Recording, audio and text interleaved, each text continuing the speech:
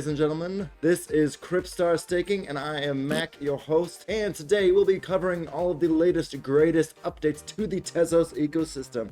There has been some really great updates and some great accomplishments by the Tezos community this week. So I want to go ahead and cover all these dirty details in the video today. I apologize to you guys because I have not been making as many Tezos videos. I've been very distracted by this little guy. Isn't he cute? Hello guys. We got this new cat. His name is Luffy. Cute guy, but he's very rambunctious and requires a lot of playtime. So today is July 21st, 2022, and the topics of the day are Jakarta Live and Kathmandu Overview. That is on Tezos Agora.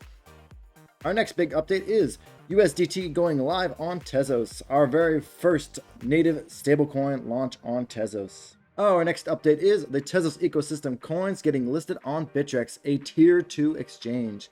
This also includes TZBTC. And last but not least at all is Dogamy Partnership with Gap. Partnerships are what makes Tezos special, so we're going to dive deep into that and talk about what that entails. And last but not least, I want to cover a new project called Protoverse. It is a rather small project, but I believe that it has a lot of potential, and I'm very excited, so I want to talk about that last.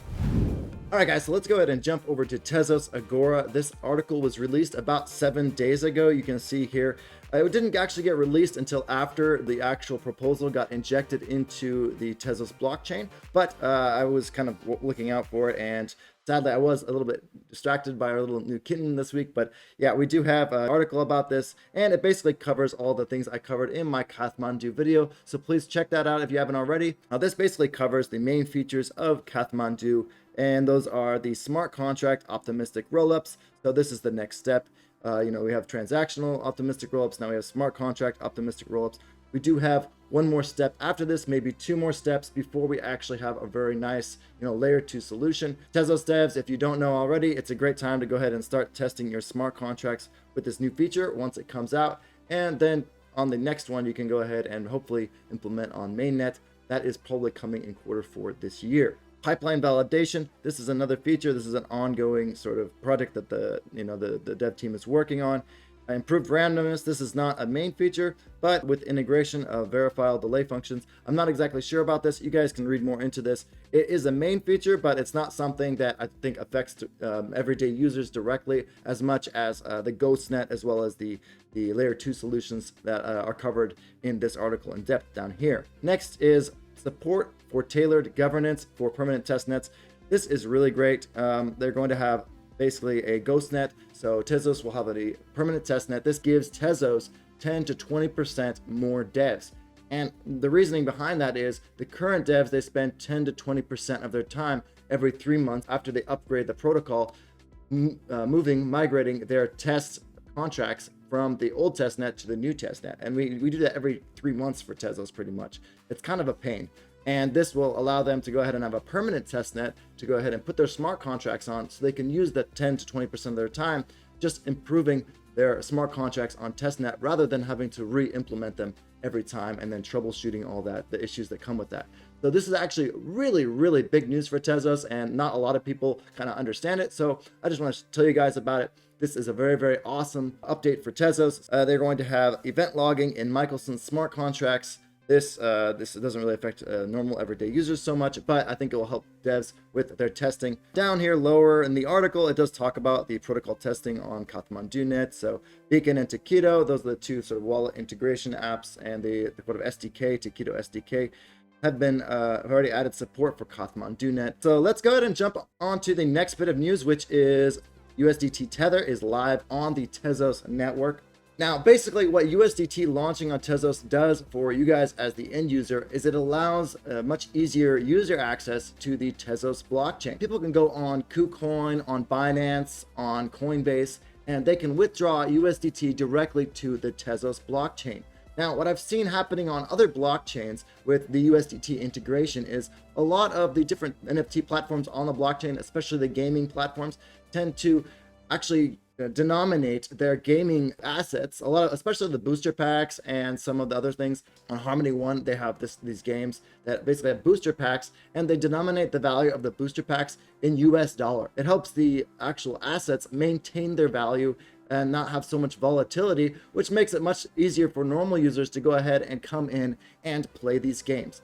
So this is actually a really big development for Tezos. We've been waiting for it for a very long time. One eternity later. It's a lot more secure than using a wrapped asset because it doesn't rely on bridges, and it relies on basically trusted parties and the FA2 smart contract itself. That's why this is actually really good bullish news for Tezos. Very excited for this. So next, I want to go ahead and move into the really big piece of news, which is TZBTC listed on the Bittrex exchange. And there's a lot of other tokens that are also getting listed, which is the Calibri KUSD token, as well as the UVIS token. Now, Bittrex is a really old exchange. It's been around for at least, I think, 4 or 5 years now. I used to use it back in 2017. So it's a really huge exchange. They're actually launching these tokens today on the exchange. I just checked, and they're not quite listed yet. This will make it much easier for other users to go ahead and withdraw tokens to the Tezos blockchain. And I think a lot of you guys know one of my biggest complaints with TZBTC was, why isn't it listed on any tier 1, tier 2 exchanges? It's only listed on some crappy exchanges that takes forever to do KYC. You can mint it, I think, with Warden, and it requires like a lot of paperwork and a lot of time, and I don't think US citizens can do it. So it's very difficult to go ahead and do KYC to actually mint TZBTC, or a minimum amount you can mint at once with those providers.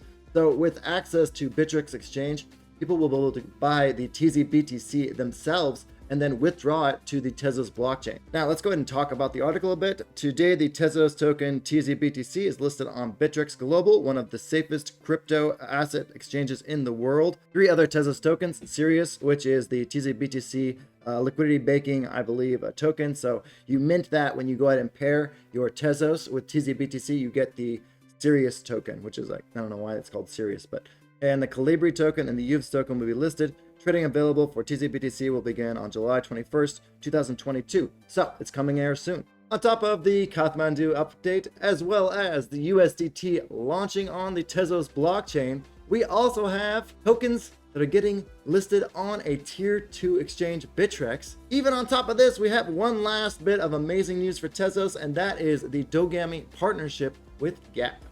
Now, this really speaks volumes to the Tezos blockchain and the strength of the community on the Tezos blockchain. And I just want to give my hats off to the Gap team as well as the Dogamy team for going ahead and putting this together. I really like looking at these dogs and their little Gap uniforms. It looks really cute. Let's go ahead and check out the article right now. So yeah, let's take a look at this. You can see here, Dogamy partners with iconic fashion brand Gap to bring individual styles to the Protoverse for the very first time. You can see here all the little Gap shirts for all the little dogs. Looks really cute. So it looks like they're going to launch some sort of item pack every time. So you can basically purchase a pack and you get 3 items in each pack. So it's similar to what Gap has been doing in the past. When you go ahead and get these packs, they'll give you some sort of unique skill with the item that you go ahead and get in the pack. So if you get like a t-shirt or something, like a baseball cap, I guess it'll give you some, expert skill in baseball for the dog. I don't know if dogs can throw balls or not, but maybe that's what's going to happen. So they're going to go ahead and launch this on Object and Rarible. And yeah, so basically you can make your dogs look really cool. So before we go ahead and sum up today's events, let's go ahead and do a little introduction for a small Tezos project that you may not know about, but you should.